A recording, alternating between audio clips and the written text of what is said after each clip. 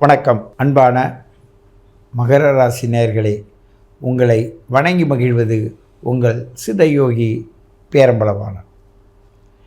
மகர ராசி நேயர்கள் பொறுத்தவரையும் எறும்பு போல் சுறுசுறுப்பாக இருப்பாங்க. நிறைய இவங்களை புகழ்ந்து பேசக்கூடாது. புகழ்ந்து பேசினாலும் கோவப்படுவாங்க, புகழ்ந்து பேசலைனாலும் கோவப்படுவாங்க. ஏன்னு கேட்டால், அந்த இடத்துல குரு நீச்சம், அந்த இடத்துல சனி ஆட்சி, அந்த இடத்துல செவ்வாய் உச்சம்.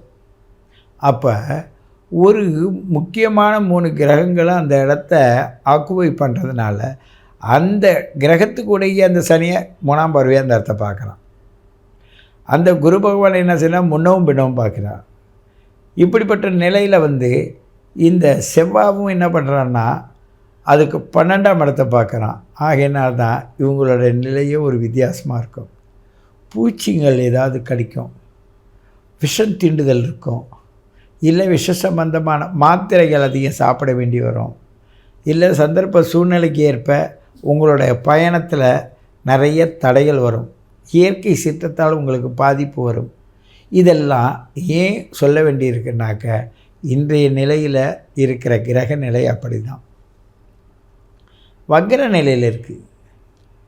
அந்த வீட்டு அதிபதி வக்ர நிலையில் இருக்கான். மீனத்திலேருந்து முன்பார்வை பின்பார்வைன்னு சொல்லக்கூடிய 3ஆம் பார்வையாக பின்பார்வையாக பார்க்க வக்ர பார்வையாக பார்க்குது. அதனால்தான் கவனமாக இருங்க, பிரச்சனையை வளர்க்காதீங்க. பிரச்சனை நீங்கள் வளர்க்கலைனால பிரச்சனை தானாக வளர்ந்து வந்துடும். அது வளர்வதற்கு ஏதுவாக நீங்கள் உள்ளே போகாத வெளியில் இருந்து எப்படி அதை மெயின்டைன் பண்ணணுன்னு உங்களுடைய பிறப்பு ஜாதகத்தை நல்ல ஆலோசனை செய்து அதற்கு ஏற்றவாறு உங்களை பக்குவப்படுத்தி கொள்ளுங்கள். நம்மளால் என்ன செய்ய முடியும், புரிந்து கொண்டு பக்குவமாக நடந்து கொள்ள வேண்டும். அப்படி இருந்தால்தான் அதிலிருந்து நாம் தப்பிக்க முடியும். பொதுவாக இவங்க ஒரு இடத்துல இருக்கணும்னு நினச்சா இருக்க முடியாது. எழுந்திரிப்பாங்க, அப்புறம் அங்கே போவாங்க, இங்கே வருவாங்க. அதே நேரத்தில் ரொம்ப நடக்கிறது, இல்லை ரொம்ப அலைதல், இது இடங்களில் சில நேரங்களில் இண்டு இடுக்கெல்லாம் உள்ளே பூந்து தேடி எடுத்து அதை செயல்படுறது, இந்த காரியங்கள்லாம் இவங்க நுட்பமாக செய்வாங்க. ஏன்னு கேட்டால் இவங்க மனசில் தோணும், இந்த இடத்துல இது மாதிரி ஆகப்போகுது, இல்லை இந்த இடத்துல இது நடக்குது, இதை கவனமாக இருக்கணும். இதெல்லாம் இவங்க செய்வாங்க.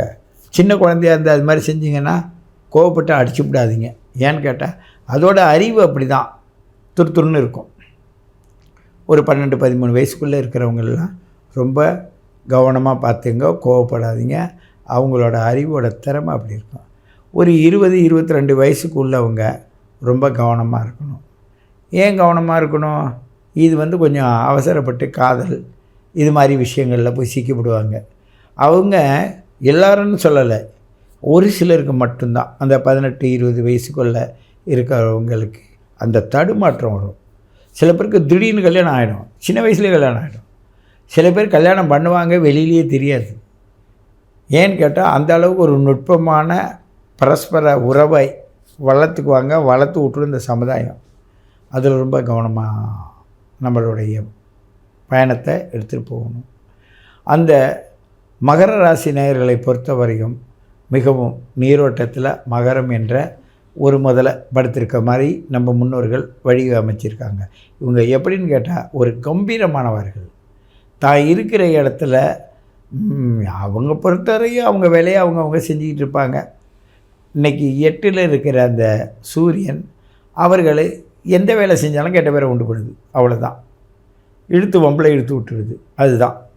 இதனால் இந்த மகர ராசி நேயர்கள் ஆவணி மாதத்தை பொறுத்தவரையும் நீங்கள் மாட்டிலே உங்கள் காரியத்தை செய்யுங்க. இயற்கை உங்களுக்கு நல்லதை மட்டும் செய்யும். அந்த நல்லதை செய்வதற்கு நீங்கள் உங்களுடைய கொடுப்பனை முன்ஜென்ம கர்ம வினையின் பயனாக நிகழ்கால கர்மா என்ன செய்கிறது என்பதை கவனித்து அதை நுட்பமாக எடுத்து சொல்லுங்கள். பெரும்பாலும் இந்த சமூகத்தில் நிறைய விஷயங்கள் ஒன்றுக்கொன்று புறனாக தான் இருக்குது. ஆகையினால் சமூகத்தில் இருக்கிற சில விஷயத்தை வைத்துக்கொண்டு உங்களை தடுமாற வைக்காதீங்க. தெளிவான பாதையில் போங்க. தெளிவில்லாத நிலையில் தான் நீங்கள் இருக்கிற சுற்றுப்புற சூழ்நிலை உங்களுக்கு அமையும். அதிலுமே நீங்கள் தெளிவாக இருக்க வேண்டியது உங்களோட காலத்தின் கட்டாயம். இது அந்த 30 வயசுக்கு மேலே, ஒரு 25 வயசுக்கு மேலே, ஒரு 40 வயசுக்குள்ளே இருக்கிறவங்கள பார்த்திங்கன்னா கையில் காலில் அடிபடும், இடுப்பு வலி, முதுகு வலி, தண்டு வடத்தில் வலி, இது மாதிரி பிரச்சனை ரொம்ப இதாக இருக்கும். எதிர்பார்த்தது நடக்காது, எதிர்பார்த்துக்கிட்டே இருப்பீங்க, எதிர்பார்க்கறது போல் தோணுமே தவிர அது செயல்படாது. ஆகையினால் வெற்றியும் தோல்வியும் உங்களுக்கு கலந்து தான் இருக்கும். மகர ராசி நேயர் ஆவணி மாதத்தில் இருக்கின்ற சூழ்நிலை மிகவும் கவனமாக இருக்க வேண்டும். காரணம், கேது, ராகு, சூரியன் மூவரும் சேர்ந்து இந்த 8ஆம் இடத்தை வலுப்படுத்துவதனால் உங்களுடைய இடுப்பில், உங்களுடைய மனதில் பாதிப்பு வரும். ஆகையினால் இயற்கையில் இருக்கின்ற சக்தியை நாம் உணர்ந்து கொண்டால் உங்களுக்கு எல்லாமே நன்மையை தரும். அந்த இயற்கையின் சக்தியை உணர்வதற்கான பக்குவத்தை நீங்கள் வளர்த்து கொள்ள வேண்டும். உங்களுக்கு தடுமாற்றம் வரும்போது தான் ஜோதிடரை அணுகி உங்களுடைய பக்குவத்தை கேட்டு தெளிவுபடுத்தி அதன் மூலமாக உங்களுடைய வளர்ச்சியை நோக்கி பயணிக்க வேண்டும் என்று கேட்டுக்கொண்டு உங்களை மீண்டும் சந்திக்கிறேன். உங்கள் சித்தயோகி பேரம்பலவாணன். அன்பான நியூ ஜெனரேஷன் அன்பு நேயர்களே, உங்களோடு பேசி பல விஷயங்களை பகிர்ந்து கொள்வதில் உங்கள் சித்தயோகி பேரம்பலவாணன். என்னுடைய 9710957060 பலரும் நிறைவான வழியில் கேட்டு பல விஷயங்களை தெரிஞ்சுக்கிறீங்க. அதன் மூலமாக பல பாராட்டுகளை எனக்கு தந்த போதிலும் எங்களுடைய அருளாசியால், இயற்கையின் அருளாசியாலும் நீங்களும் நாம் எல்லோரும் இதில் நல்ல விதமாக பயணித்து கொண்டிருக்கின்றோம். மேலும் மேலும் தெளிவான பாதையில் பயணிப்பதற்கு நாம் தொடர்ந்து இந்த நியூ ஜெனரேஷன்